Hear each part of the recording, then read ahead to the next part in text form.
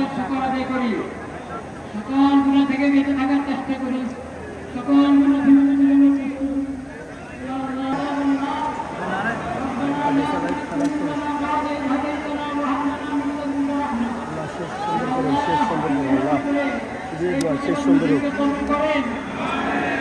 আমরা কিছুই করতে পারি না, আমরা লজ্জিত, আমরা অপরাধী।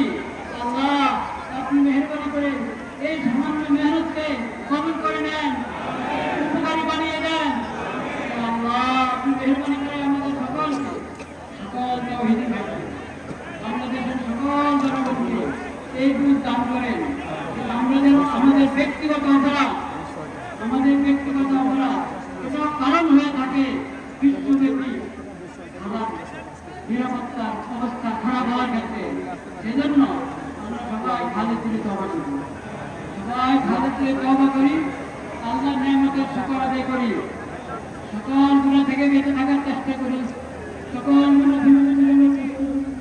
ইয়া আল্লাহ সকল অপরাধ থেকে বেঁচে থাকার চেষ্টা করি। ইয়া আল্লাহ আজকে যে পড়া হলো এটা